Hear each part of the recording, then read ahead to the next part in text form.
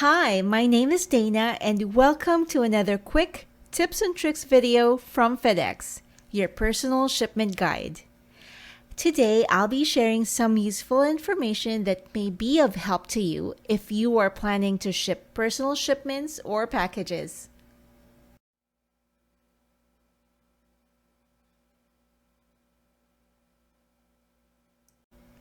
Today's agenda.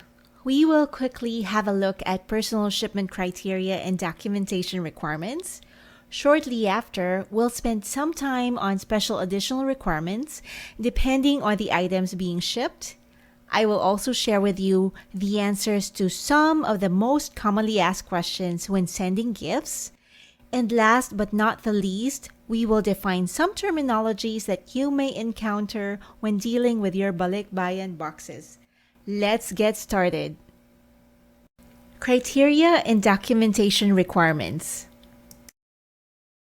Like any other shipment, an ARI bill and a commercial invoice will be required.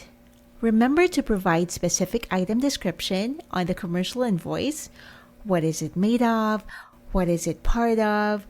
What is it used for? Other relevant information include the shipper's and recipient's complete name, address, and phone number. Make sure the ARI bill has a reachable consignee contact, including extension number, mobile phone, and an email address, so the destination gateway personnel can easily contact the consignee to inform him or her about the shipment's arrival and advise any necessary clearance paperwork.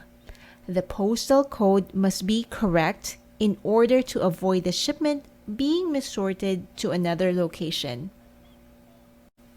As per the de minimis exemptions, importations into the Philippines with a free onboard or free carrier value of 10,000 pesos, approximately 200 USD, or less will not be subject to duties and taxes. It is recommended to prepare the proof of payment or any supporting documents for the declared value of the shipment in case it's requested by Bureau of Customs. Imports declared as without commercial value or of no commercial value will not qualify for the de minimis exemption. Special and additional requirements. Here are the FDA DOH regulated products and quantities allowed. Childcare articles 5 kilos, toys 10 pieces, perfumes 5 pieces, lipstick 10 pieces, shampoo 2 kilograms, lotion 2 kilograms, bar soap 2 kilograms, assorted cosmetics 1 kilogram, household hazardous substance 5 kilograms, in vitro diagnostic products 1 piece of each type, medical devices except for medical devices used as maintenance such as insulin needles and lancets, which are sold by packs, can be up to 100 pieces, 1 piece of each type, over-the-counter drugs 50 grams, prescription drugs. The imported quantity or volume should correspond to the quantity or volume specified in the prescription with a corresponding physician's PRC license number or its equivalent for prescriptions issued by foreign physicians. Vitamins, supplements, and other health supplements intended as maintenance, 500 grams in total. Processed food, including cooked food, 10 kilograms. Wines, liquor, 2 bottles but not exceeding 1.5 liters. The limits apply to the totality of all products within a specific category, for example, childcare articles, toys, cosmetics, and others. For example, any quantity of the covered products, whether declared or undeclared, beyond the specified limits, which does not have the required FDA DOH clearance, will be seized and forfeited in favor of the government. Those within the specified limit shall be allowed without FDA DOH clearance, subject to payment of customs duties when necessary. Importation of any household urban pesticides shall require prior FDA clearance. All dangerous drugs, controlled precursors, and essential chemicals, and other similar or analogous substances are subject to the regulations of Dangerous Drugs Board and Philippine Drug Enforcement Agency. Gifts. If consigned to an individual valued at 50,000 pesos, approximately 1,000 US dollars, or above, or weighing more than 200 kilograms, the importer must be registered and accredited with the Bureau of Customs. Exemption for high value may be requested in writing to Customs, subject to approval. Gift shipments are subject to customs duties and taxes. Gift items which are regulated need to have import permit from the concerned authority. Limits apply to the totality of all products within a specific category. Allowed without permit, 3 pieces lipstick, 2 pieces toys, 1 kilogram lotion, 500 gram bar soap, 500 gram shampoo. Not allowed without permit, 15 pieces toys, 5 kilogram lotion. Now let's talk about frequently asked questions. Do I have to pay taxes for packages sent as gifts? Duties and taxes are imposed on all imported goods, regardless of the mode of acquisition or how these were acquired, except those with value not exceeding 10,000 pesos and those exempted by other laws. What are the other options if proof of payment such as receipt cannot be submitted because the items is or are a gift? The value of the goods will be determined based on the established or reference value of the same or similar goods. Why do I still have to pay tax when the sender already paid at the country of origin? The payment made to the country of origin is referred to as export duties and taxes, subject to their own rules and regulations. On the other hand, import duties and taxes are payable in the Philippines as enforced by the Bureau of Customs. The value of the goods will be determined based on the established or reference value of the same or similar goods.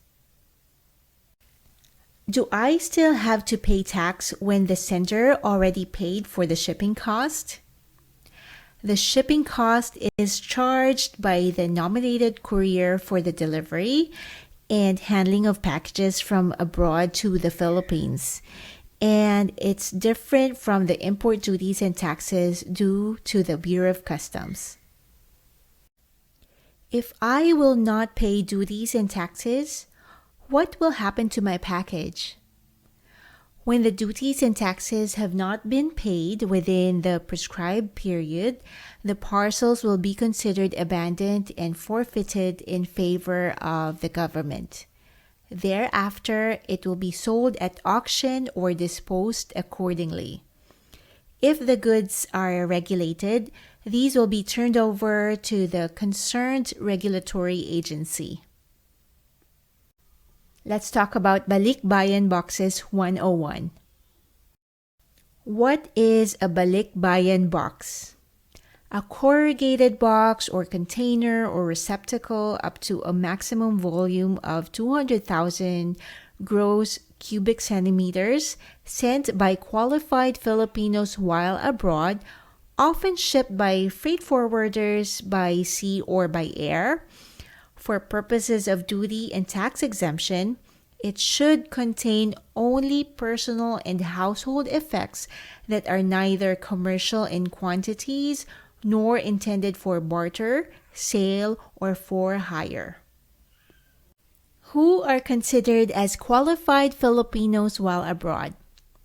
Resident Filipinos, OFWs, non-resident Filipinos entitled to bring in Balikbayan boxes with duty and tax exemption pursuant to Section 800 of the CMTA. Resident. Filipino citizens temporarily staying abroad, which may include holders of student visa, investor's visa, tourist, or any similar visas that allow temporary stay abroad. Non-resident. Filipinos who have established permanent residency abroad but retained Filipino citizenship. OFW, holder of a valid passport issued by DFA and certified by DOLE or POEA for overseas employment purposes. What are considered household and personal effects for Balikbayan boxes?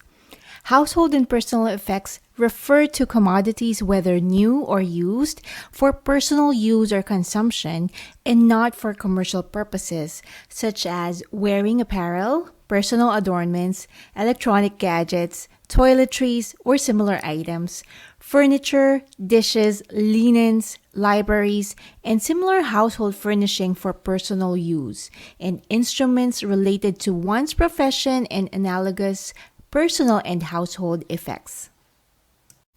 What is considered commercial quantity?